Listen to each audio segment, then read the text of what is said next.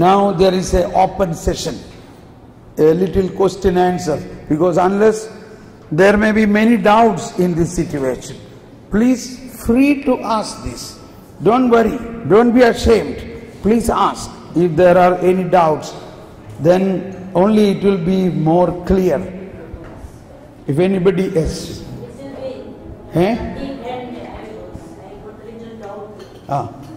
What is that? According to our religious life, we have this chastity, obedience. That vow is not an oath. It is based on your constitution. That is a vow you are taking. It is a vow you are declaring that you will do this. Okay. What is the doubt you have? So it is God promised. God promised. So eternal life. Yeah. So I don't know how to express it. Okay, I will tell you in another way. See, a religious life, I will use another language. It is a charism. It is a charism. Charisms are not only gift of healing, or that is a sub-charism. For me, married life is a charism. Correct? Charism means that is my call. So the same way, Saul or St. Paul used to say, I was called to be an apostle even from my mother's womb. Okay? So every call is associated with a way of life. I have a call to have a conjugal life and have children and live with my family. That is my call. But God called somebody to live a life in a different way with the chastity, poverty, obedience as a way of life. And that way of life is to identify completely in the life of Christ, who was chaste, poor and obedient. Now, you are taking a vow means you are renewing that vow every year, telling that, Lord, I want to imitate you in this. But then, this is one important thing. Maybe in your prayer, what is said for the renewal of vow, there may be a word, oh Lord, give me Holy Spirit. Is there a word like that? To fulfill these vows. Fulfill these vows. Is there a word like that? Yes. What is the prayer of consecration or the prayer of the? In the name of the Most. And so every charism is the work of the Holy Spirit. It is actually the work of the Holy Spirit. It is a way of a new life which Holy Spirit is giving to you. You receive a prompting to come for this religious life by the Holy Spirit. So the Holy Spirit has to help you. Without that, you cannot live these three vows. So I actually used to say to many of the religious retreat, you must, when you make a renewal of your vow, you must pray over you by somebody to regenerate that part of the power of the Holy Spirit to help you to live this charism. Even I would recommend any candidate who come to your congregation who has a call to have this life, but you give these vows only when she is becoming after many years. But actually that charism this girl is already having. But that child, that girl needs the Holy Spirit's power to practice this charism. So why can't when they come, when they integrated to your community as a candidate, that time itself you can pray over for activating this charism. Then they will have more stability. They will have more freedom. You understand what I mean? will have less difficulty to follow this life. Many people feel, oh no, I have many weakness. How can I fulfill this vows? I have weakness. I cannot, so I go away. That is one of the reasons many are going away. But why? These vows are going to be fulfilled by you, not with your work, not with your own human power. Nobody can do it, but with the help of Holy Spirit. Is it clear? Okay, thank you. Now, any other question, please ask.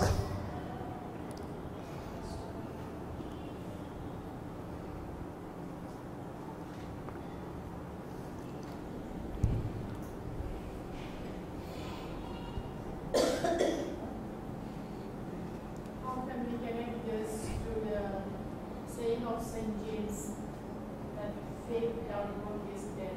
Yeah. Because we already All right, I will explain that. Now, all this we learn is about the coming of the faith into us. Now, you receive this faith, okay? Once you receive this faith, you are obedient to this faith. Now, a life of faith begins. Life of faith begins. In this life of faith, what is the yardstick of this life of faith is a new law. That new law is based on the gospel law. Gospel law. And what is the gospel law says? Gospel law says all people are my brothers and sisters. Whose brothers and sisters? Jesus' brothers and sisters. All of you are children of God. Therefore, so what happened after Pentecost? The day of Pentecost or immediately after Pentecost, all people sold everything what they had and brought to the apostles and to make a common pool. So everybody was living like same community. And it is written, there was no poverty among them. Acts of Apostle chapter 334 or 434. There may be 434. They had no poverty among them because all considered their wealth as a commonwealth and came. So, if this is a wonderful aspect of the Catholic teaching, because my father was sometime in the politics, but he was in a Congress. He used to say, many years back, he died now for 5 years, he used to say, if I had not read Rerum Novarum, you know what is Rerum Novarum? That is the encyclical of Pope Leo about the social doctrine of the church. This was a revolutionary encyclical. All what is written is almost a communist aspect. But so one of the point in the Rerum Novarum, the encyclical of the social doctrine of the church, is this, which even now the Pope Francis is also referring or explaining, that the whole earth, this planet is our home, and all what we have is given by God for all people, for all people. And if all people are equally sharing this, there will be no poverty. Why there is poverty? Poverty is there because some people are keeping much more than what they require. Therefore, some other people have nothing. That is the reason. This is that Rerum Novarum teaching. Poverty in the world is because some people are keeping more than what they require. Maybe it is their inheritance, wealth or hard work or whatever it is. They, according to the faith in God, they must believe all people are God's children and their brothers and sisters of Jesus Christ.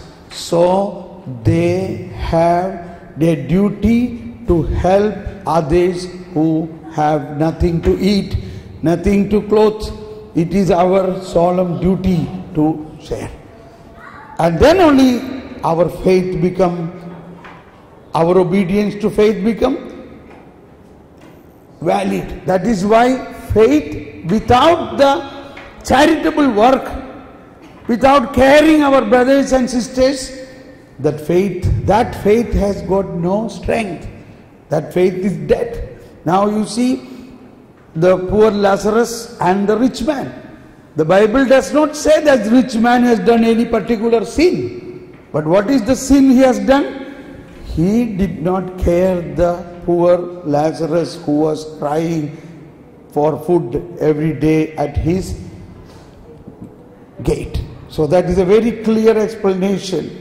So the whole humanity has this responsibility of a common good, that we must care the brothers and sisters or any human being, irrespective of our community or not.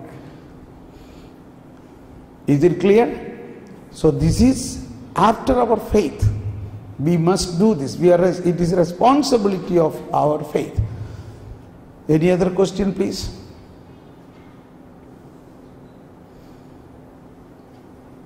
No question. You are very good children. You understood everything clearly. Okay? Okay. So let us thank God. Now, another aspect of our faith I am developing. If I did not finish, we will do it after supper. This is a very, very important aspect. Every aspect I say very, very important. You notice that.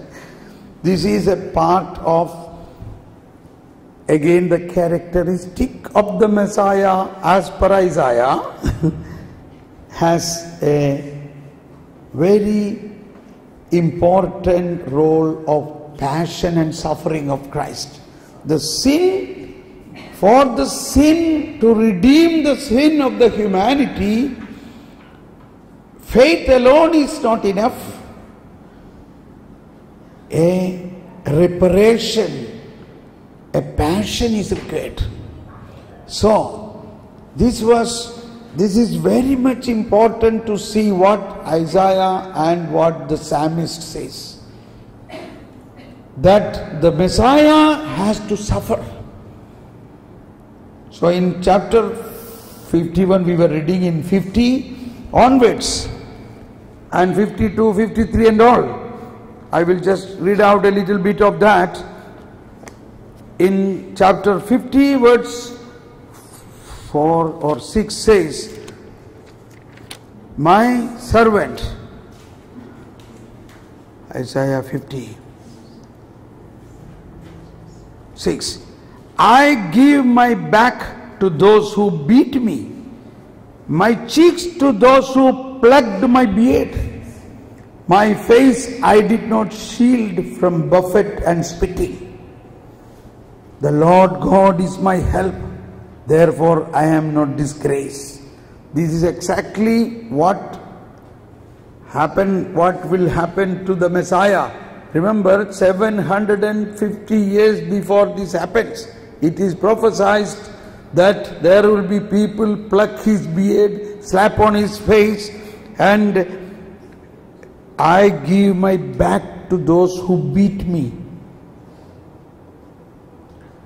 So, why this has to happen?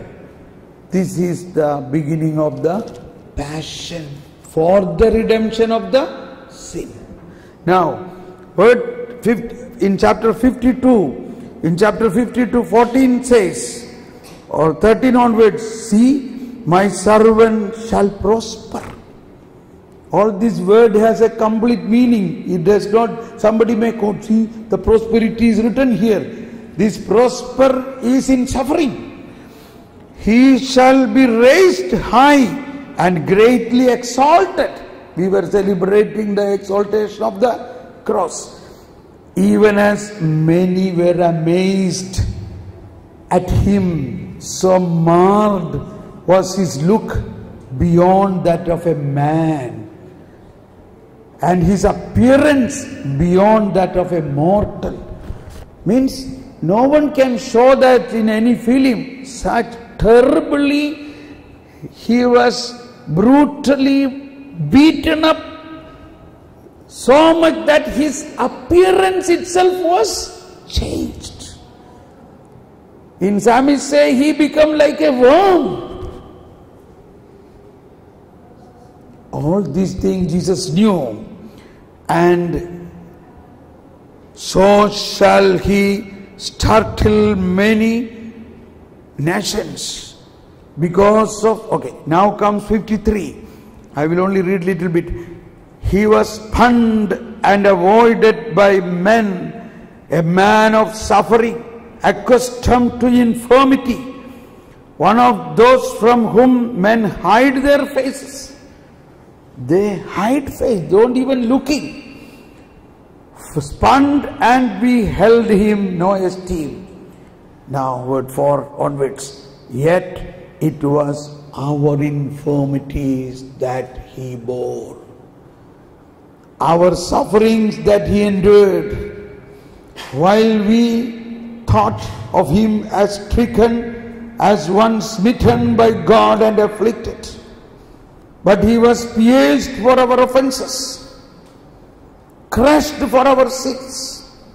Upon him was the chastisement that makes us whole. By his stripes we are healed. We had all gone away astray like sheep, each following his own way. But the Lord laid upon him the guilt of all. Though he was harshly treated, he submitted and opened not his mouth. Like a lamb led to slaughter, or a sheep before the shearers, he was silent and opened not his mouth. Oppressed and condemned, he was taken away. And who would have thought any more of his destiny? When he was cut off from the land of the living and smitten for the sin of his people, a grave was assigned him among the wicked, a burial place with the evildoers. Though he had done no wrong, nor spoken any falsehood, but the Lord was pleased to crush him in infirmity. Now, this is the most mystical aspect of our salvation. Salvation we have received as a free gift. Free salvation. Everybody say it is given a free. But it was the most costly work of God.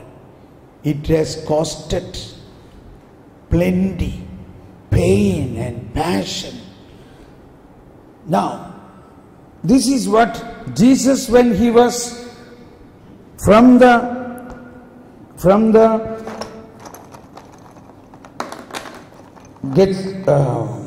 where are those?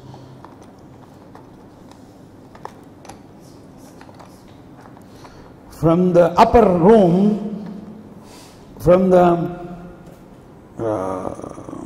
Last Supper, when he was proceeding to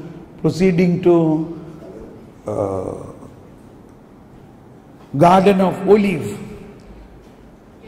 Gethsemane, he was explaining to the apostles that I am the vine. I am the vine and you are my branch.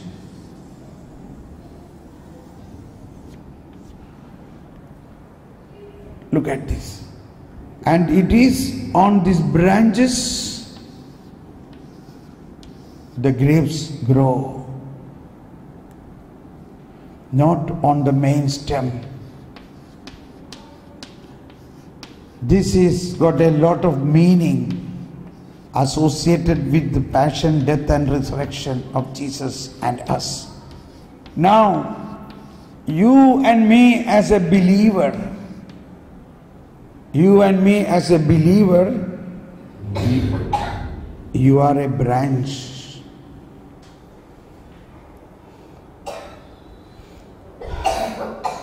Now, this is something which we have to reflect in many ways. Jesus said, remain in me.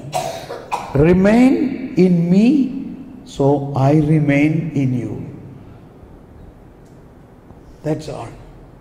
But when through baptism, through confirmation, through Eucharist, we become already a branch of Jesus, so strong. All what flow in Him, all what is flowing in the main stem will automatically flow in the branch. There is no separation here.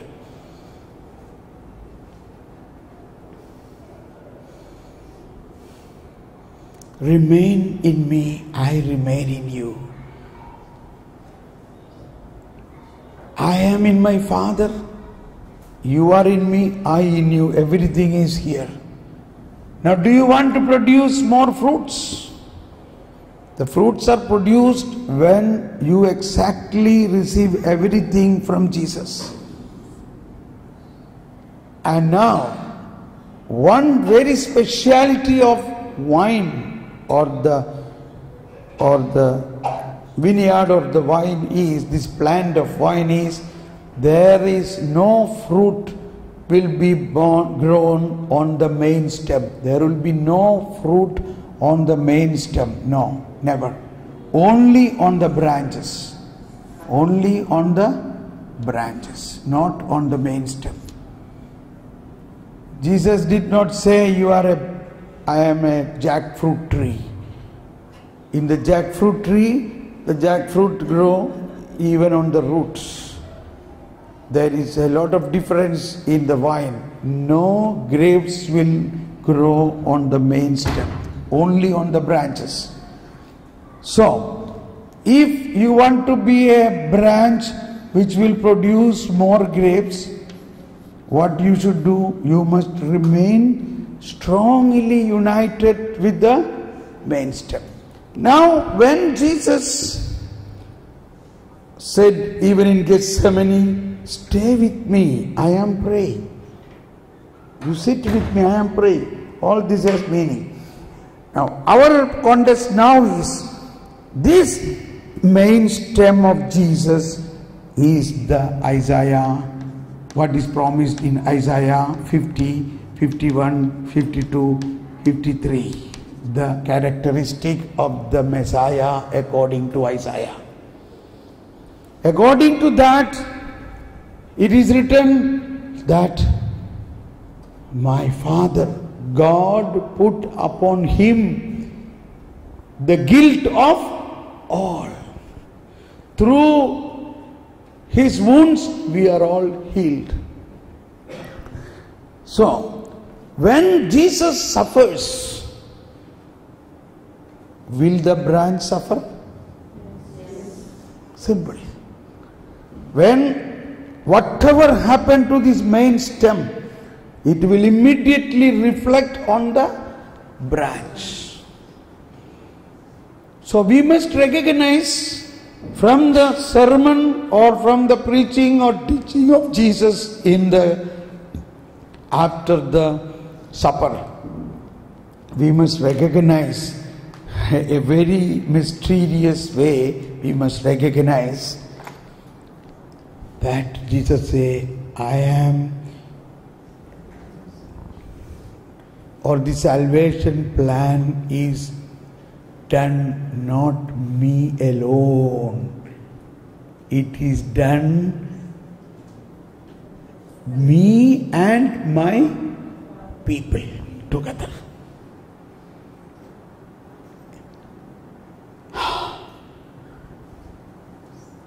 That is why we are called to be a branch of Jesus.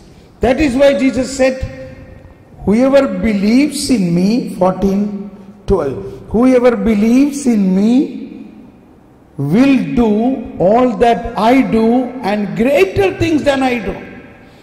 What are the greater things? Now pay attention. Very interesting point. First thing itself is unbelievable. What is that unbelievable? Jesus said, whoever believes in me will do all that I do. How? Now it is easy to understand. Because you are my branch, and everything what happens in me will happen to you. We know through baptism, I am the light, now you are the light. The Father, Son and Holy Spirit in you. I give you all power and authority even to raise the dead. But what is the meaning when he says greater things? Now pay attention. Let everybody raise your hand. Heal the sick, raise the dead, cleanse the leper, cast out demons. In my beginning time I was thinking, yeah, that means this is the charisms to heal the sick, raise the dead. All that. It is sure. But that is not the main thing. The main thing is Jesus cannot give salvation during his public life, which we said. How can he give salvation? He can give salvation to all only after his death and resurrection. But after his death and resurrection, he will ascend to heaven. Then who will do this?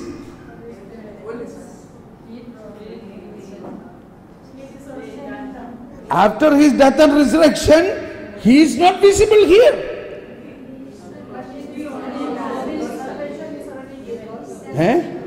But who has to spread this?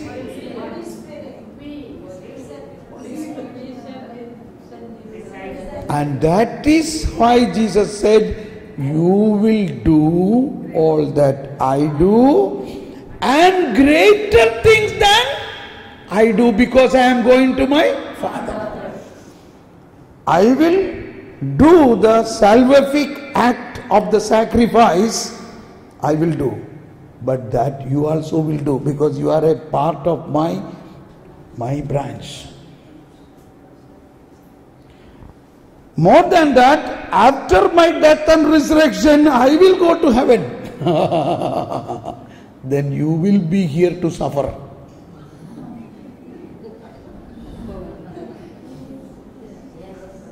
It is a part of your call.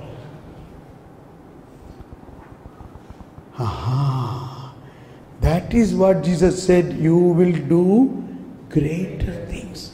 So you must know what is not written in the Bible. What is not written what not is not written in the Gospels are all the apostles' end of their life, because they were not there to write that. How all these apostles died. Wait a minute. Saint Mark as an example. He was dragged on a horse tail, and he was dragged in the whole city of Alexandria 2 days, and all his body became piece, and blood was poured into the hole. That is how he died. Matthew was hanged on a X cross. 2 days he was lying on the cross and proclaiming up to the last breath. Peter, we know, he was crucified upside down. But Nathaniel, Bartholomew, his skin was peeled off and dipped in a boiling oil. So St. Paul, you know, he was beheaded. So that is, in another way, it is the confirmation of faith. They would not have died if they say, okay, then I leave Jesus, I will do your pagan worship, I will do. Then they would not have been killed. They were killed for faith. So they confirmed, we stand with Christ. We belong to your branch. That is what Jesus said, you will do greater things. One is the suffering. Second is the salvation work itself is now we are doing. He says main stem. Fruit is happening where? On the branch. If you see a big bush of the grapes wine, you will not see the main stem at all, because this main stem is inside hidden. the whole thing is covered with branches and the leaves and the grapes. Yes. What is your question? Is it? I understood a bit, Yeah. saying that greater things would be greater persecution. Huh? Not only that, persecution is only a part of the salvation. Persecution is to be understood as Jesus. The salvation comes through passion. Without passion, we cannot have the salvation. Now, this I have to explain another way. This is a misunderstanding many have. Jesus took already suffering 2000 years back. It is done. Now why should we suffer? To that we have to have a very good teaching. Paragraph 1085 in Catechism. 1085. All this I am quoting so that it is crystal clear to us, without doubt. Because we hear in television, in many channels, many people are, why should we suffer? Suffering is over by Jesus. He already took the suffering. We have to only have the fruits of the suffering. But it is not so. Jesus is an eternal God. Jesus is eternal, and all what he did, what he spoke, entered into divine eternity. I have no difficulty to believe it. I will prove that. See, it is written here, 1085. His Paschal mystery is a real event that occurred in our history. It is not a myth. It is not a mythology. It's a real historical event. But it is unique. All other historical events once happened and then that pass away. Suppose emperors have done so many heroic things that passed away. That has no continuity now. But Christ's event cannot, and then they pass away, swallowed up in the past. The Paschal mystery of Christ, by contrast, cannot remain only in the past. Because by his death, he destroyed death. And all that Christ is, all that he did and suffered for all men, participates in the divine eternity. In the divine eternity, so transcends. Sorry, I am remembering that transcendental. So the first part we got, we have to only take transcend. We don't need the dental. So transcends all times while being made present in them. The event of the cross and resurrection abides and draws everything towards life. Now this is the mystery of our Holy Eucharist also. Eucharist is something is to be understood. What 2000 years back Jesus offered a sacrifice, when he offered that sacrifice, it was offered to eternity. And that spirit which entered into that eternal offering is present in the church, present in us, is present in the sacrament, making that event present now, today, because that sacrifice he offered was also for me. It was also for the people who are going to live tomorrow and after 100 years. Was Jesus died only for the people of that time? No. Jesus died for the people of all times. So Jesus' passion, death and resurrection, which once happened, entered into eternity. It is continuing in a mystical way through the body of Christ, that is we, all of us. So you see why Padre Pio had 50 years stigmata, why so many saints have so many types of pain, why Saint Rita had such a pain, such a wound on the heart, why all of you sisters and me, we all have stigmata, but the stigmata is not coming out.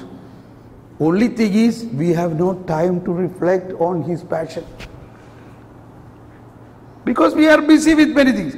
Provided if you reflect 1 hour on his passion, 1 hour, putting off your cell phones, everything, and close the room, 1 hour you reflect about his passion, I guarantee you that person will feel pain of his pain, his own pain. Because that Jesus is in us. And that Jesus is even now in pain.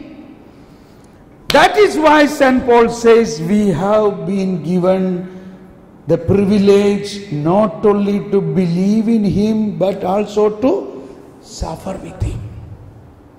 So all your sufferings are in the plan of God. Without cross there is no salvation. Without suffering no salvation is possible. But some people have terrible sufferings, but those who have got super terrible sufferings, they feel sweetness in the suffering. Because now I will tell you something, because when Jesus was in this suffering, after or when he was in Gethsemane, I ask you as a question this. A question is, why Jesus was sweating blood in Gethsemane? Why he was crying loud, Father, take away this cup from me. I cannot bear it. It is so painful. He was sweating blood and the blood fell down. There. Why? Please answer. Because we could able to see the pain and suffering till the end of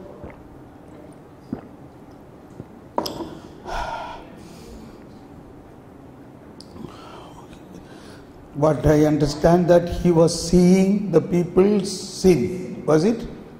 That is your answer? Yes. Okay. Any other answer? That is not complete.